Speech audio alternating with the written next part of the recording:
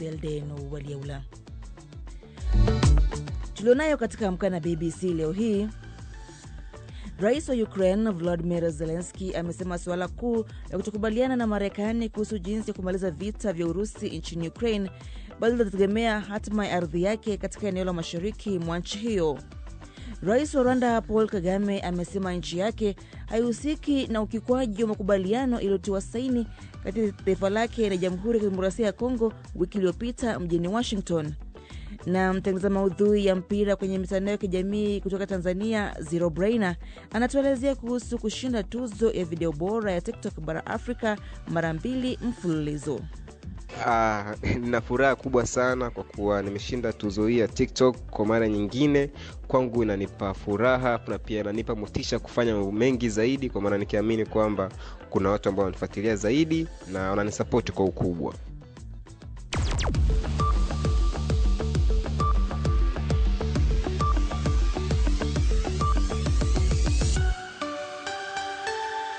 Lakini kwanza ni muhtasari wa habari na Skola Kisanga. Karibu Skola. Na asante Beldina, hujambo msikilizaji.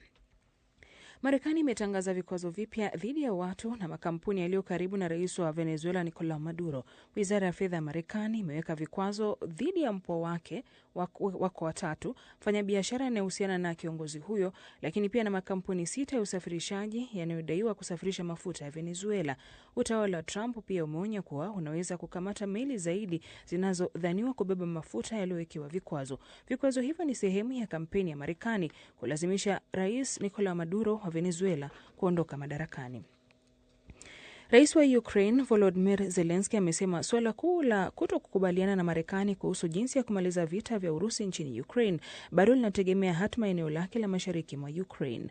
Anasema kwamba mpango wa Marekani ulitaka wanajeshi wa Ukraine kuondoka katika eneo la Donetsk bila kulazimisha Urusi kufanya hivyo. Rais Zelensky anasema jambo la pili la kuzingatia ni wito wa mpango wa usimamizi wa pamoja wa kiwanda muhimu cha nishati ya nyuklia cha Zaporizhia kinachokaliwa kwa sasa na Urusi. Rais wa Brazil Luiz Inacio Lula da Silva anasema huenda akafikiria kuupinga mswada ambao utapunguza pakubwa kifungo cha mtangulizi wake Jair Bolsonaro.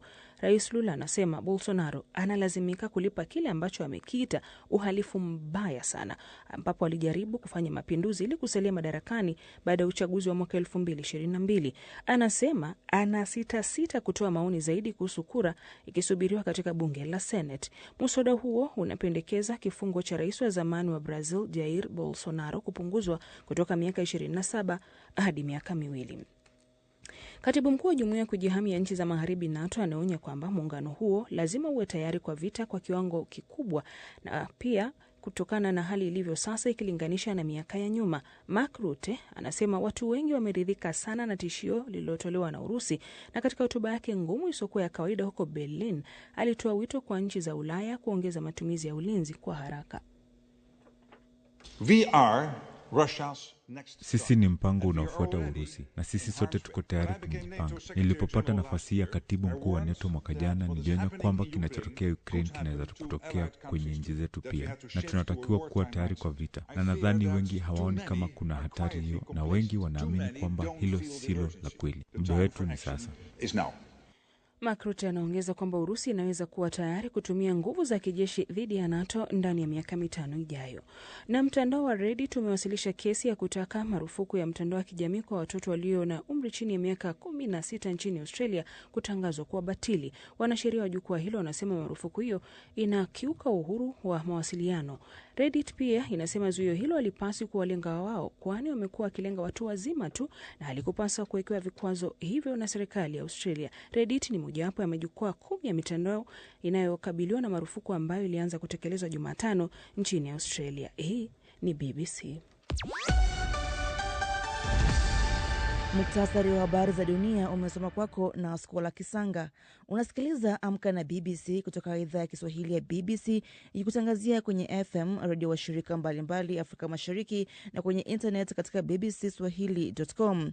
Matangazo haya pia yanakujia mbashara kupitia ukurasa wetu wa Facebook BBC News Swahili. Karibu, mimi ni Belden Waliaula. Rais wa Ukraine Volodymyr Zelensky amesema tofauti kubwa walionayo na Marekani kuhusu kumaliza vita vyao na Urusi ni pendekezo la kuiachia Urusi sehemu ya ardhi yake mashariki mwa taifa hilo. Zelensky alisema mpango wa Marekani unaotaka wanajeshi wa Ukraine kuondoka eneo la Donetsk bila kuamrisha wanajeshi wa Urusi pia kuondoka eneo hilo. Phyllis Mwate na taarifa zaidi. Rais Trump amesema tena kwamba bado hajaamua iwapo atatuma mwakilishi kukutana na viongozi wa Ulaya siku ya Jumamosi, na kwamba angefanya hivyo tu ikiwa kungekuwa na nafasi nzuri ya kufikia makubaliano, huku akisema kwa mara nyingine tena kwamba hataki kupoteza muda. Nilidhani kwamba tulikuwa karibu sana kufikia makubaliano na Urusi. Nilidhani pia kuwa tulikuwa karibu sana kufikia makubaliano na Ukraine. Kwa kweli, bali na Rais Zelensky, watu wake walipenda mpango wa makubaliano hayo. Ni changamoto kwa sababu unangawanya ardhi kwa njia fulani, lakini ni makubaliano ambayo yangekuwa yamemaliza mauaji ya maelfu ya watu. Trump pia alisema alikuwa amebadilisha maneno makali sana kuhusu Ukraine wakati wa simu na viongozi wa Ulaya ambao vilevile aliwaita marafiki zangu wazuri sana. Chancellor wa Ujerumani Friedrich Merz aliambia waandishi wa habari Alhamisi kwamba yeye, Rais wa Ufaransa Emmanuel Macron na Waziri Mkuu wa Uingereza Sir Keir Starmer walimpendekezea Trump kwamba wakamilishe pamoja mapendekezo ya amani na Marekani mwishoni mwa wiki hii. Urusi inadai kwamba Ukraine iachie takriban 30% ya eneo la mashariki la Donetsk ambalo bado inalidhibiti. Zelensky alisema usimamizi wa kituo cha nyuklia cha Zaporizhia ulikuwa jambo lingine lenye utata mkubwa. Kituo hicho cha umeme kikubwa zaidi barani Ulaya kiko katika mstari wa mbele na kimekuwa chini ya udhibiti wa Urusi tangu Machi mwaka 2022. Ni Phyllis Mwate. Rais Paul Kagame wa Rwanda amesema nchi yake haihusiki na ukiukwaji wa makubaliano yaliyotiwa saini baina yake, Marekani na Jamhuri ya Kidemokrasia ya Kongo wiki iliyopita mjini Washington. Akizungumza mjini Kigali, Rais Kagame amesisitiza kwamba mapigano mashariki mwa Kongo yamekuwa yakiendelea hata kabla ya makubaliano hayo kutiwa saini. Kongo na nchi za magharibi yamekuwa wakishtumu Rwanda kwa kuunga mkono waasi wa M23 walioteka mji wa Uvira katika Kivu ya Kusini mapema wiki hii mara tu baada ya makubaliano hayo kutiwa saini. Ifuatayo ni taarifa ya mwanahabari wa BBC Yves Buchana akiwa mjini Kigali. Akizungumza katika hafla ya kuapisha baadhi ya viongozi walioteuliwa serikalini, Rais Paul Kagame amesema yeye binafsi amekuwa chini ya shinikizo kubwa na tuhuma zinazohusisha Rwanda katika vita vinavyoendelea mashariki mwa Jamhuri ya Kidemokrasia ya Kongo. Alisema kuwa mkataba kati ya Rwanda, DRC na Marekani ulitiwa saini mjini Washington mnamo tarehe 4 mwezi huu. Nchi yake ilishiriki kwa hiari na kwa nia ya amani, huku akisema Rwanda imeukubali mkataba huo na itatii matakwa yake ili makubaliano hayo yaweze kuongoza nchi mbili kwa amani. Rwanda rwasinye amasezerano. Rwanda ilisaini makubaliano kwa hiari na ipo tayari kutii kile inachotakiwa kufanya ili makubaliano kama yatatekelezwa ipasavyo na kila upande kutii majukumu yake yaweze kuzifikisha nchi hizi mbili kwa amani. Ni kweli sio rahisi na mara nyingi inakuwa ngumu. Wapo wasiosema ukweli au kukosa kile wanachokitaka kwenye makubaliano. Katika hali ya mkataba haupati kila kitu unachotaka, lakini unapata kile unachokihitaji na mtu mwingine anapata kile ambacho ni muhimu kwake. Ntabwo ubona byose byo wifuza ariko ubona ibyangombwa n'undi akagira ibindi abona. Rais Kagame amesisitiza kuwa Rwanda haijakiuka makubaliano hayo kwa sababu hata wajumbe walipokuwa hawajaelekea Marekani bado mapigano yalikuwa yakiendelea, na baada ya hapo vuguvugu la AFC M23 liliudhibiti mji wa Uvira. Tuja kuja muri Amerika hicho gihe. Tulipokwenda Marekani mapigano yalikuwa pale. Haikutokea baada ya makubaliano. Sio kwamba walianza kupigana baada ya kusaini makubaliano. Kuna wakati naona katika nyaraka au katika habari watu wakiandika kwamba kumekuwa na ukiukaji wa mapatano, kama kumaanisha kwamba tulipomaliza kusaini hali ya usalama ambayo ilikuwa shwari ilizorota. La hasha, sio kweli hata kidogo. Hakabariho iyemerwaniwa ntabwo ari byo. Kuunga mkono M23 ni tuhuma ambazo Rwanda imekanusha mara kwa mara. Tangu kuzuka kwa mapigano mashariki mwa DRC, Rwanda imetangaza kuwa imetekeleza hatua za usalama ili kuzuia harakati zozote za kuvuka mpaka kuingia katika ardhi yake. Na kufuatia taarifa hiyo, pande zote mbili, yani Rwanda na DRC, zimekuwa zikilaumiana kwa ukiukaji wa mkataba huo wa amani. Katika taarifa, serikali ya Rwanda imesema kuwa Burundi imetuma vikosi vyake 20,000 kusini mwa Kivu na vilevile kuishtumu Kinshasa kwa kukiuka mkataba huo wa amani. Lakini mkataba wa amani kumaliza vita mashariki mwa Kongo umekosa maana yoyote ile? Huyu hapa Leila Mohamed na tathmini ya kina. Viongozi wa Jamhuri ya Kidemokrasia ya Kongo na Rwanda na Marekani walitia saini mkataba wa kumaliza vita mashariki mwa Kongo tarehe 4 Disemba. Halafu tarehe 6 Disemba mashambulizi mapya yakatokea eneo hilo hilo la mashariki ya Kongo. Kwa waliokuwa wanaangalia hata mwonekano tu wa nje wa rais wa Rwanda Paul Kagame na mwenzake wa DRC Felix Tshisekedi, walijua kwamba huo mkataba hautafika mbali. Uadui na chuki kati yao ni vya hali ya juu sana. Sidhani kama hata walipeana mkono. Na hiyo ni moja ya sababu tu kwa nini mkataba huu hautafika mbali.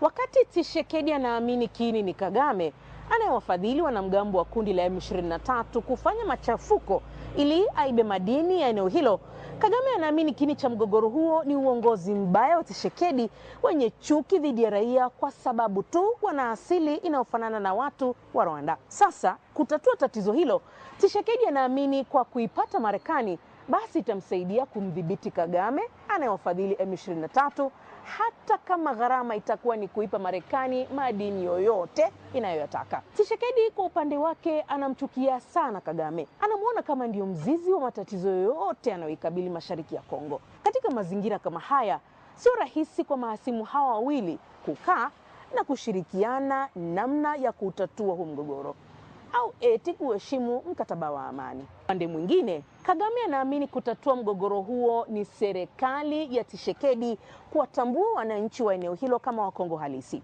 kitu ambacho kitasababisha M23 waweke silaha chini, kwa sababu anachokifanya ni kuwalinda tu wananchi wenzao wanaonewa na serikali ya Kongo. M23 ndio wapiganaji waliopo katika eneo husika la mgogoro. Wao hawakuwepo katika utiaji saini wa makubaliano ya amani, na kuna wasiwasi kama walihusishwa na kuzingatiwa kwa maslahi yao. Tangu mwanzo, wachambuzi na wasomi wa siasa za kanda hii wengi walikuwa na mashaka kwamba mkataba huo utaleta mabadiliko yoyote katika mgogoro huu mashariki mwa Kongo.